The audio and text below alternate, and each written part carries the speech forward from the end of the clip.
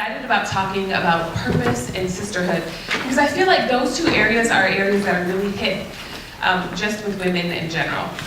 I think sisterhood, because as women, we can tend to compare and maybe contrast our life to other women. And you don't even know her, but you're looking at her up and down like, Yes. like she wants my man. Honey, she don't want your man. I told you that.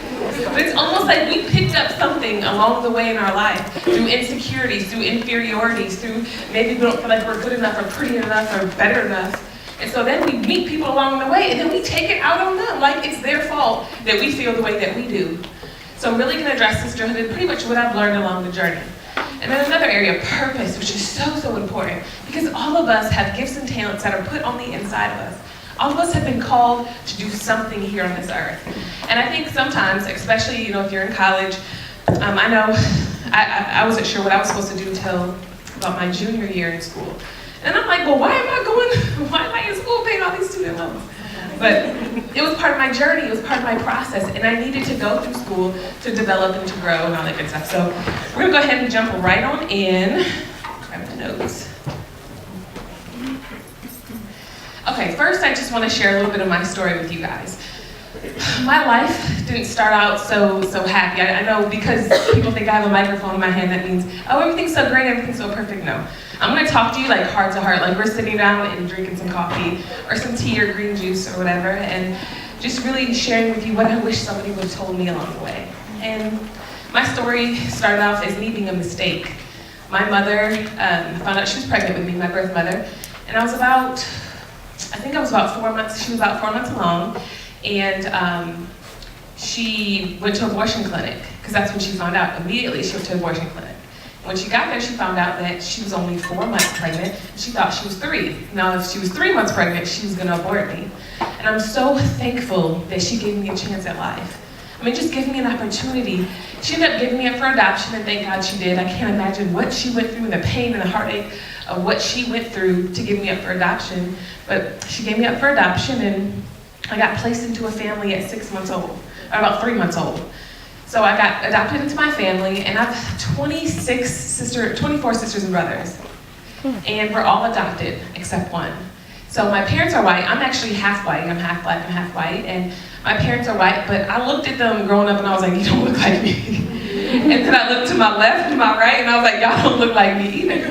Because my family comes from every nationality you could possibly think of. From white, black, Indian, German, Arabic. One of my sisters is from Korea. So I have all these family members from all these different places, and I'm like, I don't look like you guys. So I began to have this identity crisis. I just did not feel like I was good enough, pretty enough, or whatever enough. And I was going to the school, and it was a predominantly white school, but I was the only person that was of any type of color. So I got bullied so bad by those people. They would say things like, your hair is so nappy, and you're so black, and you can't, not one guy asked me out. Imagine going from kindergarten all the way to your senior year and not having a boyfriend, and not having a guy tell you you're pretty, and not having a guy tell you that you look good. And it was hard for me. It was hard for me because I'm looking at all my friends with boyfriends, and I'm like, hold on, am I just not good enough? Am I not pretty enough? And I remember this one particular guy. He was so handsome. I liked him so much, and I had to be in 7th or 8th grade. And and people knew that I liked him, and I kind of told a couple of my friends, and it got around. So then, on a Sunday night, he called me, and I was like, oh my gosh, it's my chance. I'm about to have a boyfriend. I'm so excited, because I was about to have me a man, right? Because I wanted to be approved by my classmates. I wanted to be approved by people, right? So I called him, he's like, will you be my girlfriend? And I'm like, yes, I got me a boyfriend. Everything I ever wanted. It's been 7 years and nobody said a word to me, and the most handsome guy in school is interested in little old me. So that morning I got up like 2 hours early. I made sure I looked good, even though I was going through such a bad stage at that point in my life. But I tried to do my best, and I got to school and I found out it was all a joke. They were playing a joke on me. And it wasn't true, and he wasn't interested in me. It wasn't even him that called me. Some other guy called me. So I'm in here, in school, feeling like I have no purpose, feeling like I don't look like these people. I'm perming my hair with super perms, and I didn't know what that was, but I thought super meant straighter, so I put super perms in my hair. My hair's falling out, but I'm doing all these things to try to get people to like me. I'm doing all these things so people can approve of me. And so growing up, I just felt so rejected, and I went from hurt to hurt to hurt. So then I go off to college, and I'm thinking like, let me get out of this little town. So I went to a school called Michigan State University, and there was about 45,000 students there. So I'm going on campus, and all of a sudden, people are giving me attention. I'm like, who are they talking to? They are not looking at me, they're not giving me attention. But all these guys started giving me attention, so what did I do? I gave my attention to the first guy that looked at me. I mean, literally, the first guy that gave me attention, he became my boyfriend, who was a senior. And he was a train wreck. I had no standards. I mean, I didn't know what I wanted in a man. I didn't know that I didn't even need to be dating at that point in my life. Why get into a relationship with somebody if you're not prepared for marriage? If you don't have the mindset of marriage? I know some people, you guys might be thinking like, okay, you're crazy. I need to see what I want. But if there's no destination to your relationship, what's the point of starting it? So you just jump on in it so you can get your heart broken? I didn't need to get my heart broken by that senior to know what I wanted in a man. I knew what I wanted, but I felt like I was being distracted along the way. And as I was going through that, I just drug a bunch of people along the way with me because, you know, my friends would come around and I'd be like, well, you looked at my man. And they'd be like, Heather, I did not look at your man. And I was like, no, you did. And so I would ruin relationships with females along the way because I'm thinking I'm insecure and I'm jealous and I think everybody's out to get my man. And I looked back after we broke up and I said, did you, and ain't nothing wrong with anybody that walks with a limp, but did you always walk with a limp? Was that right? I always crooked? It's like I was so blinded by who he really was because we were physical before and our relationship had no purpose. It had one purpose, and it was flesh. It was all of our desires. So then I go up throughout college, and I end up getting saved and at a church and giving my life to Christ, and thank God I did because I was a train wreck. And then I ended up breaking up with this guy that I was with. The relationship was just so dysfunctional. It was so bad. It was physical, it was verbal, it was abusive. I mean, we just had a very bad relationship. So I ended up leaving that relationship, and I went off to Washington, D.C., and I took on an internship with Black Entertainment Television. I was like, I gotta get out of here. I'm tired of running from person to boyfriend, because if I broke up with a boy at 6, I had a new date by 8 o'clock. I mean, I had guys lined up, because again, I found value and worth in relationships. So I went to DC and I just cut everything off, and I said, you know what? I need to start focusing on my purpose and why I'm here. I feel like I'm chasing the wind. I feel like I'm chasing people's approval. I'm over here trying to get relationships worked out over here because I've ruined them all with my insecurities and thinking everybody was out to get my man. I used to actually get jealous of people that were in relationships because I would say, well, why doesn't he like me? I mean, it's so crazy that you would even think that, but I was so insecure and I was so messed up from those 12 years of just feeling rejected and feeling like nobody gave me any attention. So then I go off to DC, and I just want to share some of my journey, just some really practical tips, but tips that I learned along the path to my purpose. This is one of the things that I learned. Stop expecting a handout from everybody and stop trying to be seen. How are you working hard right now? Now, while I was on that internship when I was in DC, I met a producer when I was there. And he invited me to go to work at a DMX video shoot. So I'm going to the video shoot, and I'm going there to be a production assistant. So I'm up here cleaning up trash. I'm doing all this stuff. And then one of the producers comes over to me and says, I want you to be in the video. One of the girls canceled out. I want you to come and be in the video. And I'm thinking like, okay, I came here to be a production assistant. I'm not no video girl. And I was real mad about that because I felt like women in general had a bad reputation. So just because you think I'm cute, you think I need to jump in the video and shake my butt. And thank God I didn't do it because I couldn't imagine my poor husband to this day if that video played back. Try to talk loud. So as I was there, I'm working on the video set, and the producer asked me, and they're pressuring me to be on this video. But I'm like, no, my character, my morals, and my values are telling me that, you know what, I don't need to do this. I need to make sure that I set a standard for other women as well. Because there's so many women on the video set, they just wanted attention from the producers. They felt like that was their way out. They felt like, it's almost like the easy way out. I'm gonna use my looks, I'm gonna use my appearance, I'm gonna use all these things to get what I want. But I said, no, I'm gonna keep picking up this trash at 2 o'clock in the morning, and I'm gonna shut my mouth, and I'm gonna do what I came here to do. I'm a hard worker, and at the time I wanted to be a producer. So it's like, in order for me to be a producer, I need people to take me serious. So in order for people to take me serious, I need to be about my business when I'm at work. So as I was there, I remember I met the VP of marketing at Universal Music Group Island Def Jam. So as I was there, I met the VP of marketing at Universal Music Group Island Def Jam. I met her, she was in one of the trailers, it was kind of cold, so I went in the trailer at about midnight. And mind you, those shoots are like 30-hour days, it was crazy. And I was sitting there and I was like, so what do you do? And she looked at me and she said she thought I was a video girl. And I'm like, with these yoga pants on? But I was like, no, I'm not, I'm actually a production assistant. She's like, oh. She's like, you don't want to go up there and dance? And I was like, no, I don't do that. I actually came here to work. I'm trying to get a job. Because I'm over here interning and working for free and I'm hungry. So I'm trying to get a job. So we got talking and she said she lived in New York at the time that the shoot was in DC. And so I said, if I moved to New York, can I get a job with you? Will you give me a job? And she's like, what? And I was like, let me just come intern for you. Let me just come work for free.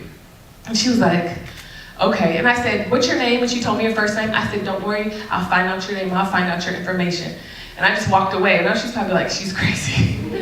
But I wanted her to know that I was hungry. I wanted her to know that, you know what, I'm gonna find out your information, I'm gonna do my own research. I wanna move to New York when I graduate in a year. So in order to do so, I needed to, in that moment, keep in contact with her. I believed that it was a door that was open for me, and the door was wide open, and it opened up for me. So I said, so I ended up finding her information less than a week later. I was emailing her, sending her my cover letter, resume, everything. I was like, I wanna move really fast on this, because I want you to know that I'm serious. I want you to know that I'm a hard worker, that I'm not out here for a handout. I'm not looking, and I think sometimes in this generation, we might think that people owe us stuff. Like, almost like, I don't have to work for nothing. No, you do get to work for something. You might need to talk to your grandma, different people like that. They'll tell you, they worked hard for what they have. And there's nothing wrong with working hard. I remember I went over to Ethiopia with my husband, and we went over there to work at some orphanages, and those women put us to shame. I mean, they put us to shame. They wash their own clothes out in this big bucket outside, and I'm thinking, like, we complain about using the laundromats. I mean, imagine being outside having to scrub your whole family's laundry, and right now I'm thinking about the whole pile of laundry that's at the house right now, and I'm too lazy to throw it in the little laundry machine. And they cook all their food from scratch. I mean, they are hard workers. And some people, my husband preached out there, he's a pastor in Atlanta, and my husband preached out there, and people walked 15 miles to come and hear him, to sit down. And sometimes we complain that, I gotta wait for the bus, this bus is taking too long, it's too packed up. I mean, we find little things to complain about along the way.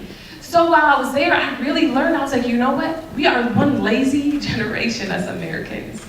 We just are. So there's nothing wrong with working hard, and that's what I learned along the journey. I learned that, you know what? If I want people to take me serious, I need to take myself serious. I need to show up to work on time. I need to not complain to my boss or talk back to my boss about what I think she needs to do to be better as a boss. I need to respect the authority that's been placed ahead of me. There were certain principles that I learned along the way, like, shut up, Heather. Everything that you feel doesn't need to be said. Everything that you feel, just be quiet. Just be quiet. I gotta share this story because it just popped up in my head, but the other day a woman came to the house, and she's AT&T representative. So she came to the house and she was knocking door to door, and she came in, and I'm working at my desk, and my husband answers the door and he's talking to her. So she comes in and she's like, oh, I didn't know your wife was here. And I was like, hey, how are you? And I was rubbing my stomach, and she said, oh my gosh, you're huge. I said, excuse me? She's like, are you pregnant? And I was like, yes, I'm pregnant. And she's like, how many months are you, like 10? I was like, you know what? I've come a long way. Gosh, I've come a long way. But I said, no, honey, Not 10 months, I'm 5 months. She's like, oh my gosh, why are you so big? And I said, well, everybody is literally different. She's like, well, my cousin's boyfriend's roommate is you know, this little short girl, and she's got such a little tiny bump, and she's like 7 months. And I said, yeah, I know it's important. You just don't compare bodies to bodies because people are all different. So I said, okay, strike one, but let me shut up. Let me just pass the test.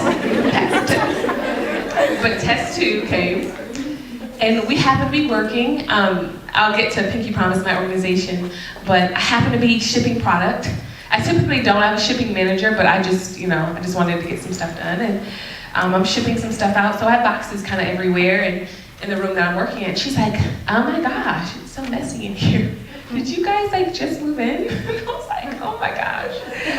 So I politely closed my laptop as my husband was meeting with her about our AT&T. And I said, sweetheart, I'm gonna go ahead and work in the bedroom. So I just left.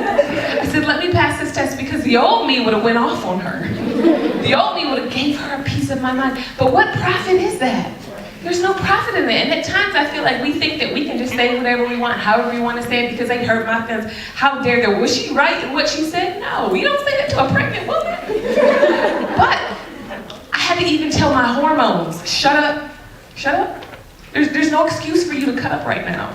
You just need to pass the test, and you need to stop being so led by your emotions and your feelings. So let's go on to step 2. As I said, intern, intern, intern. That was a great part of, I believe, just finding out your purposes and walking in it, because I needed to see what I like to do and what I didn't like to do. And some people might be pursuing an education as you guys are now, and you might take an internship and say, okay, I hate this. I could never imagine doing this for the rest of my life. What am I doing? I need to change my major. It actually happened to me. I was pursuing psychology at the time, and I took a couple classes and talked to a couple doctors, and I was like, I can't do this for the rest of my life. Ironic, because I still do something along those lines. But it's much different. And interning is important because it gives you a chance to see what you like and what you don't like. And it also develops you in character. Character is a big thing. As I mentioned before, I was just getting tested when I was on the video shoot, but I got tested again. When I ended up getting the internship at Universal Music Group, I worked there for free. And some people say, I ain't gonna work for free, you gonna pay me. But the thing was, I had no doors opening up. I had no job opportunities, nothing was happening. So I said, okay, let me go work for free and just go. And I felt led to do that. So I went and I worked for free, and they ended up opening a job for me 3 months later and creating a position for me.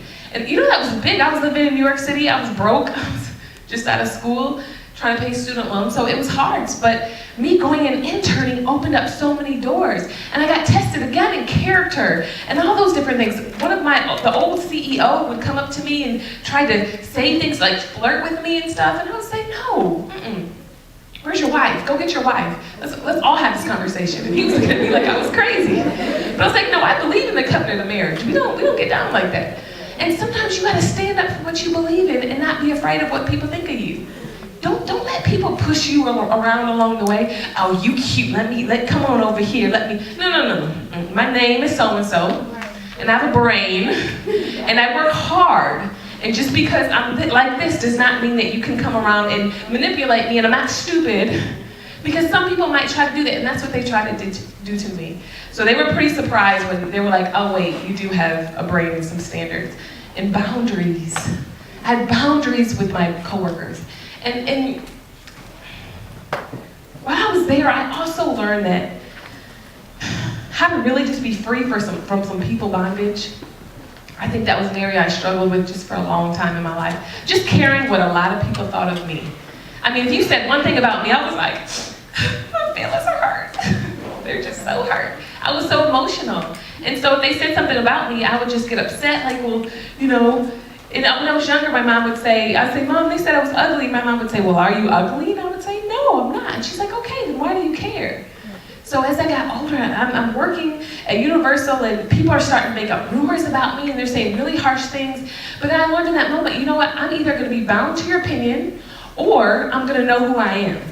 And if I know who I am, then I'm not going to be led astray by what you think about me. I'm not going to be in bondage to you. I'm going to stand firm on what I believe I've been called to do and why I'm here. And I believe that my goal and my purpose was always to help people. I I knew what I was called to do. I knew that I was going to be a speaker. I knew that I was going to travel all over the world and tell people about God. I knew I was going to have a church with my husband. I knew I was going to have all those different things. But the thing was, I knew I needed to take this step. I had to take this journey as I was going. So while I worked at the internship, I didn't print out and use the ink for my little studies that I was doing at home with my friends. I didn't steal the tape or the staples from the company. There's certain little character things that I learned about myself along the way. Because you know, when you work for free, you know it's a little bit different. Because you think somebody owes you something. But when I was there, I said, you know what? I need to develop in some areas in my life. Number 4, surround yourself in healthy relationships. And I'm going to hang out with this one a lot, because I know bad company corrupts good character. If you're surrounding yourself with a lot of bad type of personalities, bad people that have bad attributes about them, like maybe, you know, your girlfriend likes to go to the club all the time and drink and smoke and do all those things, and you know, you're like, okay, I'm not trying to live that kind of life. Or maybe you're trying to be content in your singleness and not date every single random guy that you meet. Maybe you're trying to, you know, pursue medical school, or maybe you're trying to pursue whatever you believe that you've been led to do, and you're hanging around with this person, and that person is actually poisoning you. They're corrupting you. I remember when you guys remember the Boston bomber story when he bombed the Boston Marathon? When I was reading that story, I saw something on my Yahoo feed, and I clicked on it, and I read it a while back, and the crazy thing is 2 of his friends got sent to jail as well by association. They said, you hung out with him the night before, you had to know what he was going to do the next day. Isn't that crazy? Just by association, they got jail time for the rest of their life. Is it really worth it to surround yourself with people that are just so negative? And it's like, if you hang around with a whole bunch of negative Nancy's, guess what? That's going to get on you. And then you're going to not feel good about yourself. There was a woman that I had to stop hanging around, because when I moved to New York, you know, she only dated guys that made a certain tax bracket. And I understand that was your standard, but mine wasn't that. I had different standards and boundaries, but that's what she wanted to do. So when she wanted to hang out, she wanted to go shopping and hang out with all these guys, and I'm thinking like, I can't hang out with you. I love you, you've been my friend for years, but you care too much about money and things, and it's not that deep to me, honey. It's not, because she began to frame my thinking. I started to look at them eggs I was eating every night for dinner, and I was like, man, you know, that food that she had was looking really good. But I knew that I needed to go through this journey. I needed to go through this process. I needed to make sure that as I was going along the journey, that I was surrounding myself with healthy relationships and people that truly were going where I was going. It's okay to confront people in love and say, honey, you're going down the wrong path, but you're upfront with those relationships. And especially guys, stop wanting somebody that doesn't want you. Like, why are you in this relationship with this person, and it's not even a real relationship, because he's dating you and her and everybody else, and now you mad at her because of your man, because he's flirting with her and he's talking to her, and you know, she keeps liking his Facebook status. It's like you're getting wrapped up in the most stupid things all over some little boy that you have no future with, and I call him a random. I mean, you know you ain't gonna marry him. You know you ain't gonna be with him. You know you'll never be with him, but because you're bored and you're lonely, you're looking to fill a void. You want that little boy to fill your void. You want him to make it. And I know, because I was queen fill a void. I was. If you look at me, I'm like, hey boo, what's your name? What you want? And I would go up to the guys. I was real bold with it. Because I was like, oh, you gonna fill my voids. So bad. Train wreck. Come a long way. Okay. But it's so important that you're not chasing after unhealthy relationships. Guys, you know you have no future with.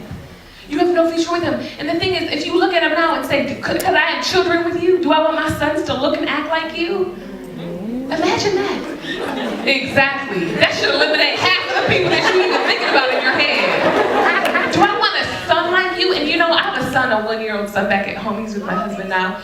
His name is Logan. He's amazing. I could just eat his little face. Not really. Don't record that. I'm just kidding. But I love my son to life, but guess what? He looked just like his daddy. He acts like like his dad. He's demanding. My husband is amazing. He's learned to balance out his command man type personality. But he passed it on to my son. So now my son tries to command everybody that comes over to the house. He thinks he's a leader. But I had to look back and say, if I would have married or dated or had children with any one of them fools, and I had to look at my son and see that person every single day, I was mad about that life. About that life. And every time I look at myself, I say, I'm glad I love your daddy. Because you look just like him. And you act like him. So I always ask myself, could I see a future with this man? Could I see myself submitting to and him being my leader? Because that's what I believe. I believe that my husband is supposed to lead me. I believe that's the proper order that's been set in place. Not that I'm a doormat and that he just runs all over me. No, not at all. But I believe that's authority that's been set in place. So ask yourself, am I in an unhealthy relationship that is not going anywhere? Because guess what? That's going to affect your very purpose. It's going to affect what you've been called to do. And I know some of us, you might not even believe it and you might not even see it, but it's going to have an effect on you and it's going to have an effect on your life. Who you entertain now, it's going to affect you later on in life. It might not be right away, but those soul ties and all that mess and all that garbage is going to carry on with you down the line. It is not worth it. It is not worth it. So if you're in a relationship, I challenge you right now that you know it's a random. Like we go back and forth. We've been back and forth for 10 years. But I love him, but we break up every other day. We're gonna get married, let it go. You guys are practicing divorce. That's all you're doing. You're practicing divorce. When you get mad, you run. When you make me angry, you run. When you do this, you run. And all you're doing is practicing it. And then you wonder why when you get married and it gets hard, you wanna run. Honey, you've been practicing it for 10 years with this fool. We've gotta think down the line in our lives and in our relationships. My husband has wrote 7 books, and I wrote 4. But you want to know why I wrote that 4? Not only because I'm led to do it, and I know I'm supposed to do it, but I see him over there writing at midnight. I'm looking at him like, you ain't about to outright me. I'm gonna go write. And it challenges me. Or he'll come up to me like, what page are you on in your book? And I'm like, dang, I need to get my life together. So he challenges me. He brings out the better in me. He makes me a better person. He checks my emotions, my crazy, raging emotions. When we first started courting, and I used courtship instead of dating, but when we first started courting, I remember I was having a bad day in New York City. And I'm the type of person that if I'm having a bad day, I'm gonna run from my problems. Because I don't wanna deal with it. I need to get away, I need to go shopping. I need to do something to get my mind off of this crazy day. So I called him, and I was in New York, he was living in Atlanta. We were just courting, and I said, I'm just coming to Atlanta this weekend. And he was like, wait, you're not supposed to come till next month. I said, no, I'm coming this month because I'm having a bad day, and I'm actually coming tomorrow. I'm online looking up flights right now. And he said, no, you're not coming. And I was like, excuse me? Did I hear you wrong? I said, who you talking to? You ain't my daddy, and you ain't gonna tell me what to do. You're my boyfriend, and we're being normal. Normal people see each other if you're having a rough day. Because again, relationships fill my voids. My now husband wouldn't let me do that. He said, don't you dare get on that plane, because I won't see you if you get here. Excuse me? He's like, the thing is, we made a decision that we're gonna go next month to see each other. We'll see each other next month. So why are you making an emotional decision right now to come down? And I'm thinking like, how old are you again? He's 22 when we started courting. But I'm like, any other guy would have been like, come on girl, come on down. Come on, let's hang out. Let me get your mind off of it. He's like, no, you need to go take that to God because you know what? I can't help you with that, honey. And he really checked me, and I needed that check in my emotions because I was so emotional and irate. He said, you're trying to run from your problems, and you're always trying to run from your problems. But I'm not going to be that void that runs. You can run to me, and I'm going to fill your void. No. So he checked my emotions. Whenever I try to emotionally go shop, something as simple as this. We'd gone to CVS. And it was a Dwayne Reed in New York at the time. So we go in and, makeup's on sale. And women, when you see a sale, you're like, let me get this sale. Because I save money, right? So I'm excited. I'm like, let me get this sale. So he looked at me and he's like, you're not buying makeup. Again, who you talking to? You're talking to me because you ain't my daddy. And he said to me, he said, you make emotional decisions. You get excited, you see stuff, and you make rash decisions. So if you're gonna be talking to me, you can't do that. And I was like, well, it's my money. You ain't gonna tell me what to do. And again, you ain't my daddy. Did I buy makeup that day? No. Because you know what? I said, I kind of like that he checks me. I kind of like it. He's a strong man. He knows where he's going. And he was pulling out the bad stuff that was on the inside of me. My negative emotions, my feelings, how I always feel. And he's like, stop asking yourself how you feel all the time. And I'm like, he's right, but it just makes me so mad. I would cry sometimes because I would call him trying to manipulate him with my emotions, and he would hang up on me. He would just hang up on me. He said, call me when you're done. And I'm like, who are you? Who are you? Why do you act like this? But now I understand. I needed to get hung up on because I needed to go and sit and think about my feelings and my emotions and say, you know what? You have a problem. You're emotionally led. You try to get people to, you try to get your way by your emotions. You try to use them to manipulate. And that's what I was trying to do, and he was just showing me who I was. And that's what a relationship should do. It should reveal the worst in you in that case. And then in turn, it'll bring out the best in you. It shouldn't be a thing where it's like, let me check his phone every 5 minutes. Let me check over his Facebook. Let me stalk him here. Honey, you ain't got time for all that stuff. You don't. It's a waste of time and energy. And if you don't trust the person, why are you even with them in the first place? You're gonna go your whole entire life wondering. And the thing is this, if this person that you're with now, that unhealthy relationship, if you're in that relationship now, you might, cheat on each other and just have this big dysfunctional relationship, but you leave that relationship and then you meet the real one, the man, the good guy. So you meet him and then you charge him for what the guy, your ex-boyfriend, did. Well, you cheated on me. So you gonna cheat on me? And the thing is, you don't even realize it's happening.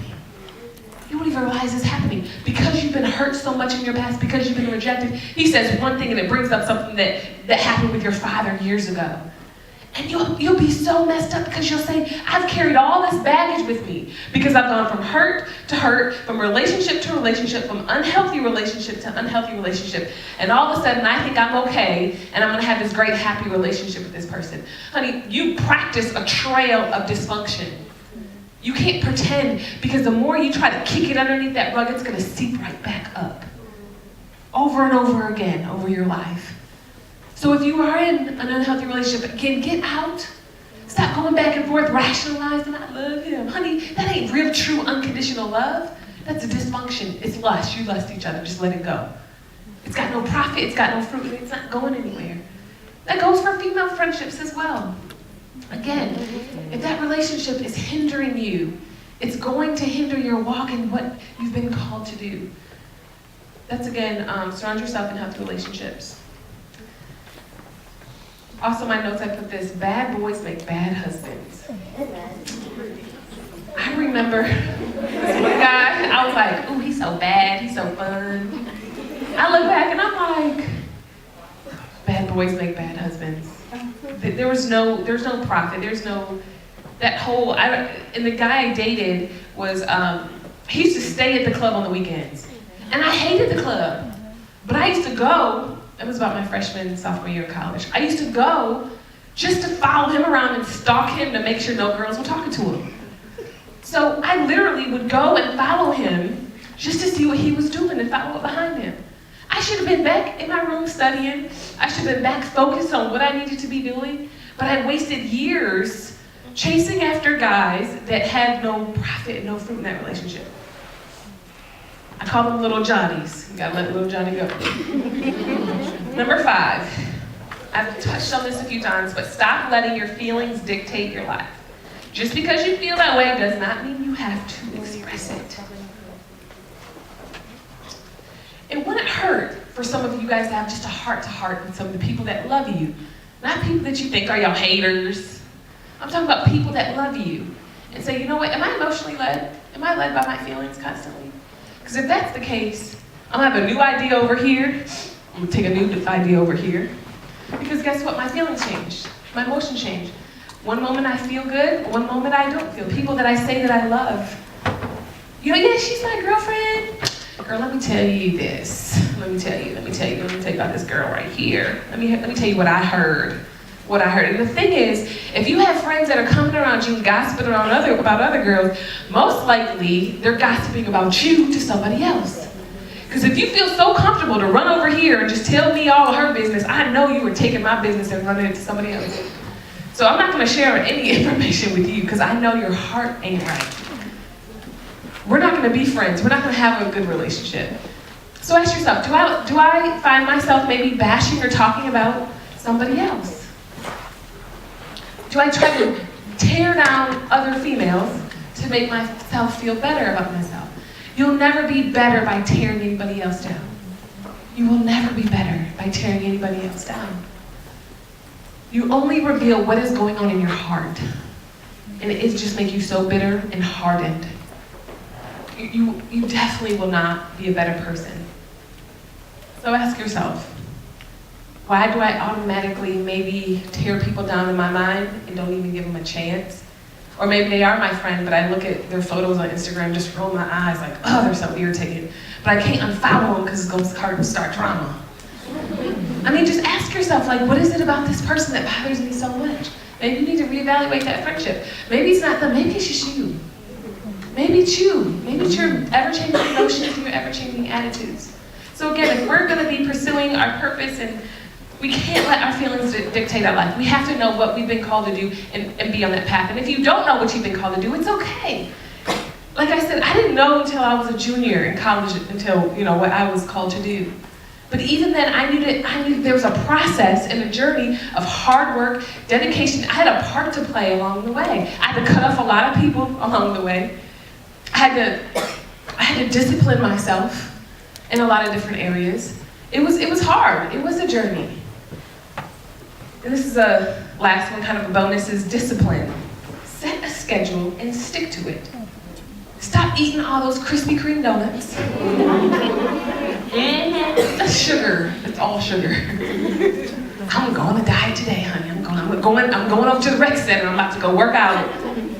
Are you really though? I mean, today you are, but working out one time a year is not doing anything for your body. You gotta discipline yourself, guys. We have to discipline ourselves. I do this every morning. When I wake up and go to my part-time, I write out my entire schedule of what I'm gonna do. I'm gonna go work out. I'm gonna do this, because just because my belly's getting big doesn't mean every part of my body has to. And I wanna make sure that I look good for my husband, because I believe you should look better married than you do single. Amen. Okay, amen. I saw this one, never mind, I'm not gonna say that. But it's not an excuse to just, I'm gonna eat whatever I want. I'm pregnant, I eat whatever I want. No, honey. Whatever you eat, your baby eats. So when that time comes to you when you're married, not to the random, but to, the good guy, you'll be able to pass that test. But you have to make sure you're disciplining yourself.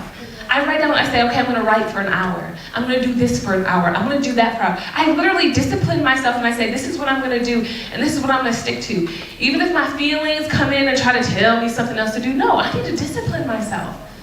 My books aren't gonna write themselves. I knew that this is what I'm supposed to do. I need to go do it. If your thing is study, if you need to go study for a thing, you keep pushing it off, I'm just gonna brush it off. Why are you even here? You're spending all that money on student loans. And you're just procrastinating, and you're just laying around scrolling through Facebook. I wish that was a job, because a lot of you guys would be millionaires. Millionaires. It's distracting. You might need to cut off some technology, maybe turn off your phone, and say, you know what, I need to get disciplined in some areas of my life. I need to pull back on some areas of my life. Maybe I eat too much at night. Maybe I'm an emotional eater. Maybe you need to look at what you're eating and maybe, and say, you know what, maybe instead of those potato chips, I'm gonna eat, some apples. I hate apples, they don't taste good. You gotta train your taste buds. Your taste buds want whatever you give it. Your body wants whatever you get. You have to train your body to do something different. So you have to do something different if you want different results. A lot of people say they want, I want the six-pack. I want the six-pack, but it's like, abs are made in the kitchen. So what are you eating? Well, I only gotta eat dorm food. But there's salad options, there's other options. We always have excuses to why we can't do certain things. Either you're gonna make excuses about it, or you're gonna go grow a garden and do what you gotta do. How bad do you want it? Again, this goes along the lines of discipline. Stop rushing out on dates with people just because they say they're interested in you. No, I ain't got time to waste. I'm sorry. That's an hour of my life I'll never get back. And there's no point in just going to hang out with you because I'm bored or alone. Maybe I need to sit at home and look at those feelings and say, okay, all right, I'm trying to fill my voids again with this person. I'm gonna discipline myself. I'm gonna pull back because I'm tired of the whole string of dysfunctional relationships in my life, and I don't need to open the door and say hello to somebody that should never make it past hello. Since I was in New York City, I've obviously met my husband. We met and we waited 1 year and 8 months to kiss until our wedding day. It's kind of crazy, isn't it? I think people think we're nuts when we tell them our story. But the beautiful thing about that was that we decided that on our first date. We decided in that moment that, you know what? We want to do things differently. We want to develop emotionally in this relationship. I want to develop emotionally and also in communication. Because guess what? Men don't like to talk that much. There's a few every now and then they like to talk a lot. But a lot of guys don't like to talk. They like to go into this man cave in their heart. And communicating and not being physical out of marriage, it gave us an opportunity to really talk, to get to know each other. When you get mad at each other, ain't no make up kiss. You gotta talk. You gotta talk and you gotta talk some more. And it really helped me because it helped me to see, hey, you're emotional. The relationship became almost like a mirror to me, and it showed me who I really was. And I needed that for what I'm doing now today. You see, every season of my life, every preparation of my life has prepared me for what I'm doing now. Those internships that I had back in 2004 when I was working at Universal Music Group, right out of college, all of those seasons prepared me for where I am now. Meeting my husband, not kissing till we got married, that was discipline. It was hard, but at the same time, I said, you know what? I'm tired of going around this mountain. I keep going around this mountain over and over again, and I need to see if this is gonna work. I need to see if I'm gonna do it, if we're gonna do it the right way. So since then, we got married, and marriage is beautiful, and I think it's sometimes, people kind of blow it up and fantasize about it, but once you get married, you'll be like, ooh, I should have enjoyed my single life a little bit longer. Don't get me wrong, marriage is beautiful. It's beautiful, but it's a lot of work. It's a whole lot of work, and it's hard, and that's a whole nother session that we don't have time to talk about. But marriage is hard because you have two separate personalities, two people coming from two different places, two different mindsets, coming together and trying to figure it out and having a peaceful relationship. But we've been married for about 5 years now. We have our son, as I said, and our daughter on the way. And since then, we travel all over the world and we write books. We have a church in Atlanta. I have my Pinky Promise organization, and it's the organization I started that encourages women to honor God with their life and their body. And it's grown to about 33,000 women to this day, and it's been about 2 years. But what I love about it is it's so transparent. Women are just honest and open about where they are in life. And I think that's so important. As you grow along your journey, just surround yourself with just positive people that are encouraging people that are going where you're going. So I started I started the organization, and the amazing thing is I started the organization from a bracelet. Isn't that crazy? I'm like, I spent all that money, $12,000 a year on student loans, and I started my organization from a bracelet. It's a nonprofit. But I got a bracelet, I made a bracelet, and I went to a bead shop for about 3 hours straight. I learned how to make different beads or different bracelets. And I put them online. This is before people had e-stores online. Put it online, and literally I went on back order right away. I was on about 6 month back order. And I'm making bracelets, thousands and thousands of bracelets. And I'm like, I didn't realize there was such a need for what I'm doing and what the bracelets represent and what they mean. And they were like, no randoms, Pinky Promise, a bunch of other good stuff. And what's amazing to me is that all those years of everything that I've learned along the way prepared me for that moment to make a bracelet. Isn't that crazy? And since then, it's like you have to interact with so many different people. For what I've been called to do, I get to love on women, and I love to help women and talk to them about their life and their relationships and all that good stuff. But the times that I had to work for that boss that was absolutely crazy, the relationship was like the Devil Wears Prada. She treated me so bad. She used to cuss me out every day at work. I worked a lot of hours for free. And throughout that journey, it prepared me for now, where I am now. So now, free from people bondage, now I'm able to understand people and how they think and where they've come from and their hurt. So it gives me a chance to be more compassionate and more loving and more kind with people. You see, everything that I've learned, it's taught me to be patient. The journey taught me to be patient, and it taught me to communicate. It taught me to love on people and not to just jump off at the mouth and say what I want to say because you're going to hear my mouth. No, there's no profit in that. I don't want to be seen as that loud, boisterous woman that always tells everybody how she feels and gives them a piece of her mind. What's the point of it? So many people are hurting and so many people are broken in this life, and why are we so focused on tearing people down and you need to know how I feel and you're going to feel what I'm feeling? So every step that I've taken has literally prepared me for what I'm doing now. And now everybody in this room has a purpose, and everybody in this room has a plan. There's something that you guys have been specifically called to do. Now maybe your gift is, maybe you just like doing hair. And I know that might sound crazy, but I had a friend like that, and she just wanted to do hair, but she was in grad school. And I said, okay, why are you in grad school again if you want to just do hair? She's like, I just don't want to do hair. I want to design wigs for women that are losing their hair, and I want to do a nonprofit, and I want to do this. And I said, okay, help me understand why you spending all that time over there pursuing higher education if you don't believe that's what you've been called to do. And she said to me, well, my husband's side of the family's putting pressure on me. No, honey. If that's not what you think you're called to do, then you need to lovingly tell them, hey, I believe this is what I'm called, this is what I'm good at, this is what I'm passionate about. And she's doing that now. She makes these amazing wigs and clips, and she does all this stuff to help women that are losing hair, that don't have hair, that have cancer, and things like that. Your gifts and your talents are on the inside of you. For me, I loved helping people. Every job I went through, it seemed like I was like everybody's counselor.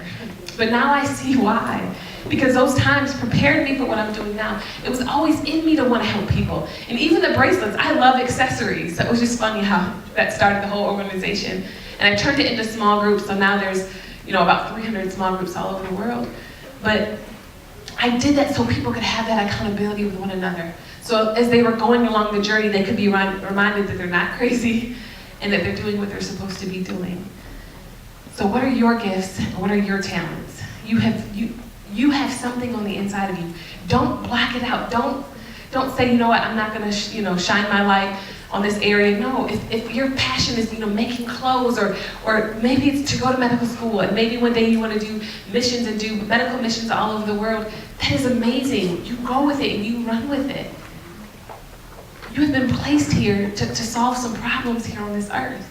You don't want to look up 80 years old in regret about everything that you didn't do because you thought about what people thought about you.